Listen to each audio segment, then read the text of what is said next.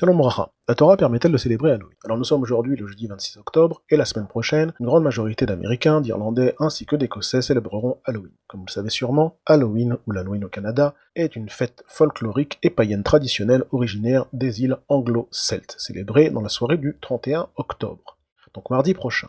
C'est en quelque sorte le nouvel an celte. Cette fête est très populaire dans les pays anglo-saxons et est de plus en plus fêtée en Europe et particulièrement en France. L'événement principal de la fête est la chasse aux bonbons, aussi appelée passage d'Halloween, durant lesquels des enfants déguisés en sorciers, monstres et toutes sortes de créatures effrayantes et maléfiques vont de porte en porte pour réclamer des friandises. Cet aspect ludique du fête d'Halloween, une célébration particulièrement appréciée des enfants, ce qui pose un nouveau dilemme aux parents juifs.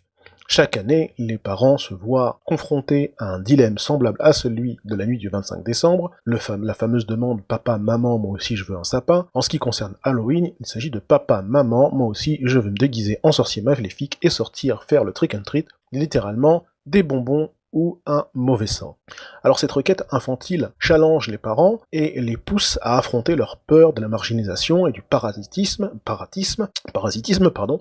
Il s'agit là de l'inquiétude maladive de celui qui a peur d'être différent et reconnu comme tel, le désir de ce que leur progéniture, parents vis-à-vis des enfants, ne souffrent pas plus tard de son état. Cette peur amène certains parents à céder à leurs enfants quand ils ne prennent pas eux-mêmes l'initiative de célébrer le 25 décembre et d'acheter un sapin, et en ce qui concerne Halloween, de faire confectionner ou d'acheter les déguisements et de préparer la citrouille pour récupérer les bonbons. Or la fête d'Halloween est profondément en rupture avec les principes les plus fondamentaux du judaïsme. Se plier aux émouvantes supplications de nos très chers bambins, c'est non seulement les pousser à l'assimilation, mais c'est graver dans leur esprit malléable d'enfants une vision de la vie absolument contraire à la vision du judaïsme et de la Torah. Afin de mieux comprendre cela, il est nécessaire de voir une rapide étude des origines et de la symbolique d'Halloween.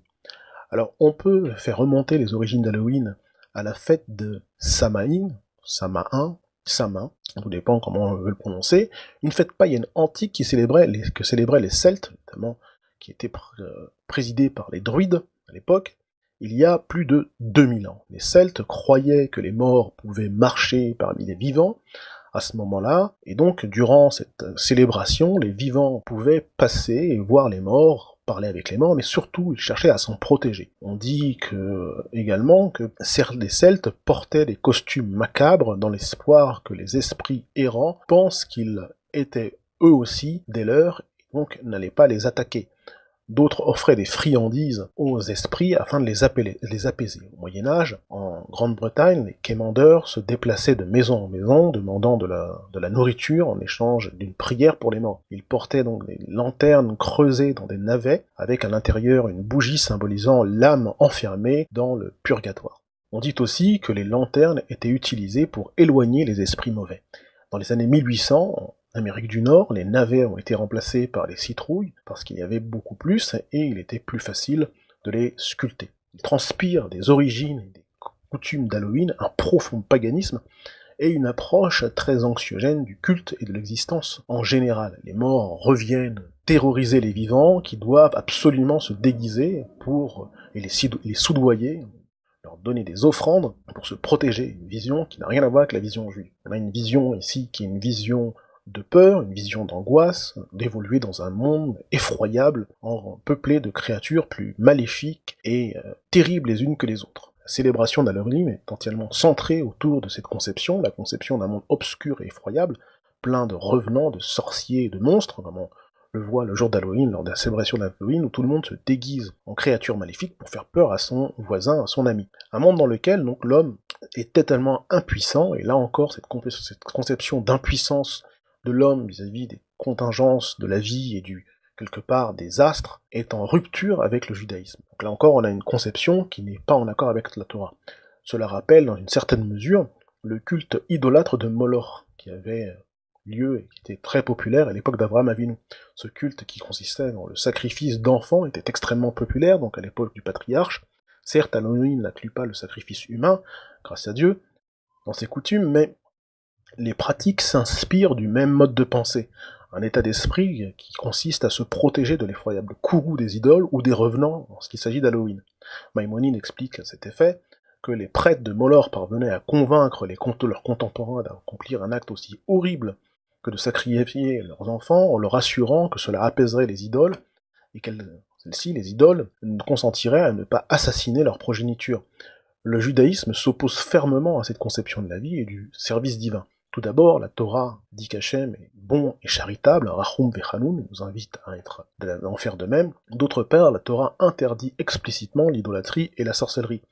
Mais plus encore, la Torah nous invite à vivre avec optimisme et confiance. Hachem a créé le monde pour notre bonheur, et il nous offre la Torah comme moyen de se l'approprier, de s'approprier notre propre bonheur.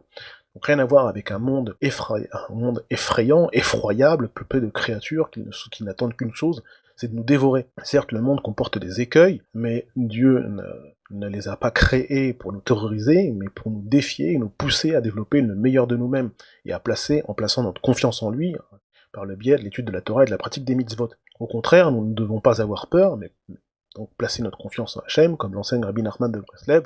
L'homme doit traverser un pont étroit, et l'essentiel c'est de ne jamais avoir peur. Donc déjà, traverser un pont étroit, c'est quelque chose qui suppose d'être dans un environnement hostile, et en plus de ça, s'il est étroit, donc le danger est encore plus présent, mais là il nous dit qu'il ne faut pas avoir peur. La conception du Tzemar Tzedek est de dire, de bien penser, il avait l'habitude de dire pense bien et tout ira bien, ce qui est un leitmotiv non seulement pour la pensée positive, mais également pour le conditionnement et le placement dans la confiance en Akadosh Baruch Hu, pourra déclencher tout un ensemble de mérites et également des prodiges incommensurables. Au-delà de cela, les 3/4 des rabbins du Moussar, des grands maîtres du Moussar, enseignent que le monde est là pour nous permettre d'accéder à la proximité avec Hachem. Donc rien de terrifiant, on retrouve ça dans le Messilat Yesharim. Au début, le Messilat Yesharim nous explique qu'aussi bien les épreuves que les bonnes choses qu'offre le monde sont là pour nous permettre, comme des outils qui nous permettent de mieux nous rapprocher d'Hachem. Donc absolument bien rien à voir avec la conception anxiogène et terrifiante d'Halloween et de ses coutumes. On a une fête qui ressemble énormément à Halloween. En tout cas, la plupart des gens rapprochent cette fête à Halloween, c'est la fête de Purim. Ça rappelle un petit peu ce que enseigne la Gemara dans Choulin. Là-bas, la Gemara dans Choulin nous enseigne que tout ce que Dieu a créé et nous a interdit, il a créé en parallèle quelque chose de permis. C'est valable dans le cadre des Ma'achalot Asurot. On a par exemple un poisson qui a le même goût que le porc, où on a également tout un ensemble d'interdits énoncés dans cette Gemara, d'interdits de la Torah, qui ont leur équivalent en permis. Il semblerait que Purim, donc c'est de la fête dont il s'agit, soit l'équivalent, ou du moins la version cachère d'Halloween. Mais en regardant un peu plus près, on constate que Purim se distingue, voire est à l'inverse d'Halloween, en tous les points, dans les moindres détails. À Purim, on égaye, alors qu'à Halloween, on effraie. À Purim, se fête à l'aube de l'été, alors qu'Halloween est fêté à l'aube de l'hiver. À Purim, la mitzvah est de donner, alors qu'à Halloween, la mitzvah est de prendre. C'est un antagonisme qu'on peut retrouver également chez les patriarches, lorsque Yaakov naît et il est exactement l'inverse de son frère Esav. Pourtant, les deux sont jumeaux. On a, d'autre part, à Purim, une confiance totale mise dans Hachem et dans sa providence. On a l'habitude de rapprocher Purim avec Halloween en raison de la coutume des déguisements et également la coutume des bonbons. En ce qui concerne Purim, il s'agit du Mishloach Manot, donc rien à voir avec le fait d'aller faire du porte-à-porte pour récupérer des biens, mais plus avec la mitzvah de donner, comme on l'a dit précédemment, la mitzvah à Purim, et la mitzvah de faire la charité, que ce soit par le biais de Mishloach Manot, ou que ce soit par le biais de dons d'argent. Maintenant, en ce qui concerne le déguisement, a priori, on a une remarque pertinente sur la ressemblance entre Purim et Halloween. Dans les deux cas, on se déguise. Seulement, la nature des déguisements n'est pas du tout la même. À Purim, d'une part, les déguisements sont d'inspiration plus positive, il s'agit de se déguiser comme Mordechai, Esther ou d'autres, mais l'esprit du déguisement et l'origine de la tradition de se déguiser n'est pas du tout la même. À Halloween, la tradition de se déguiser, comme on l'a dit précédemment, est liée au fait de vouloir ressembler aux revenants. Une autre explication est que pour faire le trick and treat, les enfants se déguisaient pour pas qu'on les reconnaisse, donc c'était pour masquer une tradition de vandalisme, alors qu'à Purim, le déguisement est juste pour symboliser la providence divine masquée dans la réalité. C'est-à-dire que dans le cas d'Halloween, il s'agit de tronquer son identité et sa réalité de façon à se protéger du monde environnant, alors que dans le cas de Purim, le masque est là pour justement révéler la réalité qui est en nous, la réalité qui est dans le monde qui nous peuple et qui nous entoure, qui est la providence d'Hachem. C'est que c'est situé dans un monde où on peut avoir parfaitement confiance, quelles que soient les incidences de l'existence, du fait qu'Akadosh Baruch Hu le dirige. Donc, en conclusion, la fête de Purim a certes des similitudes avec la fête d'Halloween, mais elle contient un esprit et une conception qui est complètement à l'opposé d'Halloween. Et concernant la question, est-ce que la Torah nous permet de fêter Halloween? Certainement pas. Même si sur le détail des plans halachiques, on pourrait trouver des permissions, mais dans le cas de l'esprit, on a un esprit qui est aux antipodes et qui est en totale rupture avec le judaïsme. Donc on finira par dire que Halloween c'est la fête des morts, alors que la Purim et le judaïsme en général est la fête des vivants. Sur ce, je vous laisse, si vous avez des questions, n'hésitez pas. Kol Tov.